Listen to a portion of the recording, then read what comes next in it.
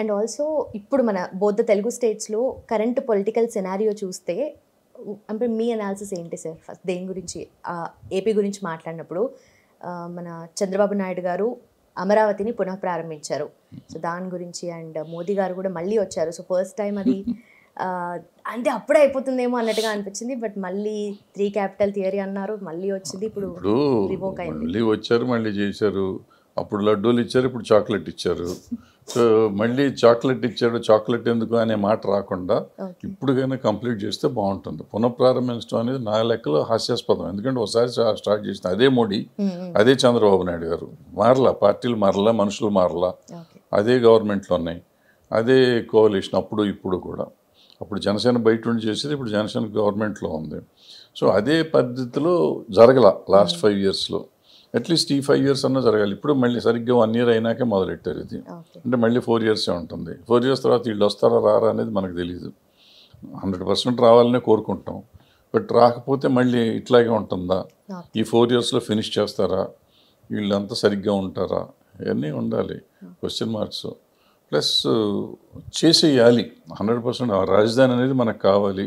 అమరావతి మంచో చెడో అవసరమో కాదో చేశారు.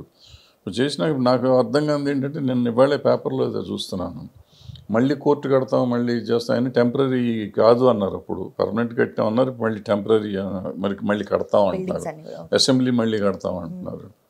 ఐ డోంట్ నో, అది ఏంటో తెలీదు. సరే కానీ ఏదైతే అది ఇప్పుడు ప్రభుత్వాన్ని ఎన్నుకున్నాక వాళ్ళని పదే పదే ప్రశ్నించడం కంటే వాళ్ళు చేసేదానికి మనం సహకరించుకుంటూ పోతే కరెక్ట్. డెవలప్మెంట్ గురించి మాట్లాడినప్పుడు జనరలీ ఏపీలో డెవలప్మెంట్ కన్నా ఎక్కువగా ఈ పొలిటికల్ వాళ్ళు కొట్టుకోవడం, అంటే ఆపోజిట్ పార్టీ కూడా పార్టీకి సంబంధించిన ఏదైతే ఆపోజిట్ చేయడం, అంటే ఇది ఎంతవరకు స్టేట్కి హెల్ప్ అవుతుందా అని చెప్పేసి ఆలోచిస్తున్నారు. అంటే హెల్ప్ అవుతుందా అవదా అనేది తర్వాత సంగతి. ఇప్పుడు ముందు స్టేట్ని గురించి మాట్లాడటం అనేది తగ్గించేసి, వాళ్ళు వచ్చి వైఎస్ఆర్సీపీ వాళ్ళు వీళ్ళని తిడతా ఉంటారు, వీళ్ళు వాళ్ళని తిడతా ఉంటారు. ఈ అసలు సంగతి వదిలేస్తున్నారు. ఎప్పుడైతే అంటే మీడియా, సోషల్ మీడియా పెరిగిపోయిందో, ఈ నెగిటివ్ అప్రోచ్ అనేదానికి చాలా ఎక్కువ పెద్దపీట వేస్తున్నారు. సో దాని మీద ఎక్కువ మాట్లాడుతున్నారు. నిజంగా ఆ గవర్నమెంట్లో ఉన్నప్పుడు వాళ్ళు పనిచేశారు, ఈ గవర్నమెంట్లో ఉన్నప్పుడు వీళ్ళు పనిచేశారు అనేది, వాళ్ళు పనిచేస్తున్నది మనకు తెలియటం కూడా చాలా తక్కువ అవుతుంది. ఎందుకంటే ఇప్పుడు చంద్రబాబు నాయుడు గారు, పవన్ కళ్యాణ్ గారు, లోకేష్ గారు జగన్ని తిట్టారు అంటే దాని గురించి రాసేస్తూ ఉంటారు. అదే వీళ్ళ ముగ్గురులో ఒకళ్ళు ఏదో మంచి పని చేశారు, ఊరిని బాగు చేశారు, లేకపోతే ఆ ఊరికి పవర్ ఇచ్చారు, లేకపోతే కొత్త ఇండస్ట్రీ తీసుకొచ్చారు, లేకపోతే ఇంకోటి చేశారు అనేది దాన్ని హైలైట్ చేయట్లా. దుర్మార్గుడు గత ప్రభుత్వం నాశనం చేసింది అనగా దాన్ని రాసేసుకుంటూ పోతాం. సో ఆయన అట్లాగే ఆయన ఉన్న రోజులు ఆయన అంతసేపు వీళ్ళు నాశనం చేశారని వాళ్ళు చెప్పుకుంటూ పోయారు. సో వీళ్ళు ఎవరిలో రాష్ట్రాన్ని గురించి కానీ దేశాన్ని గురించి కానీ ఆలోచిస్తున్నారనేది నాకు అనిపించట్లా. ముందు మనం డెవలప్మెంట్ కావాలి. మన దేశంలో కొత్తగా రాష్ట్రం అయింది, 10 ఏళ్ళు ఇద్దరు, ఆ ప్రభుత్వం కానీ ఈ ప్రభుత్వం కానీ ఒక రకంగా నాశనం చేశారు.